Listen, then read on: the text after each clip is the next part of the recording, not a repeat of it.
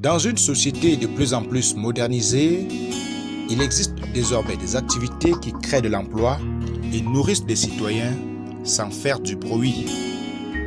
Il s'agit entre autres des spécialités de gestion de l'eau, de l'hygiène et de l'assainissement.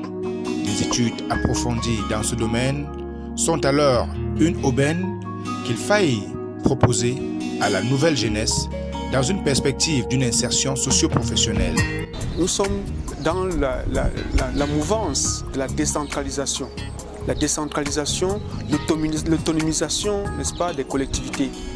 Et les collectivités autonomisées auront besoin, n'est-ce pas, des ressources humaines compétentes. Nous sommes en train là de former des compétences qui vont accompagner ces collectivités territoriales décentralisées, n'est-ce pas, dans la gestion des déchets. Déchets en général, c'est-à-dire les déchets solides, les ordures ménagères. On connaît les problèmes des ordures ménagères dans les villes. Les problèmes des eaux usées, l'épuration des eaux usées, la gestion des eaux usées, c'est un gros problème. Les maladies d'origine hydrique, avec pour corollaire, n'est-ce pas, toutes les épidémies que nous on connaît.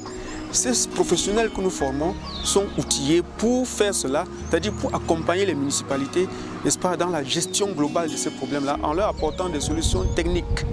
Pour ces masters professionnels, les jeunes titulaires des licences scientifiques sont forcément les bienvenus et y trouvent un véritable boulevard. L'une des choses qui nous a poussé à pouvoir faire un master, à pouvoir demander la création d'un master professionnel en eau, hygiène et assainissement, parce qu'effectivement, les résultats que nous obtenions ici, nous avons pensé que ça pouvait être utile à la communauté nationale et internationale. Ce sont des formations entièrement pratiques, avec un réel contact à la réalité. Cette formation nous apporte vraiment beaucoup, parce qu'on ne pouvait imaginer en aucun cas que les eaux polluées pouvaient être traitées ainsi. Maintenant qu'on nous a donné les bases pour pouvoir mettre en place ces systèmes, nous pensons que nous pourrons être très utiles pour des villes et des communautés territoriales décentralisées qui pensent pouvoir gérer eux-mêmes les déchets. En vérité, nous sommes ici sur un chantier conduit par le coordinateur de cette formation, le professeur Théophile Fonkou. Et comme la science se croise, du traitement des eaux venant des fosses septiques à l'agriculture, il n'y a qu'un pont que beaucoup ignorent. La parcelle que nous utilisons, ça fait depuis 2009 qu'on utilise. Vous avez vu vous-même l'état des épis de maïs qui sortent de là.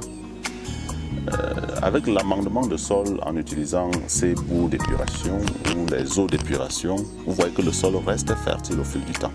C'est depuis 2009 que nous sommes ici, on n'a jamais utilisé l'engrais minéral.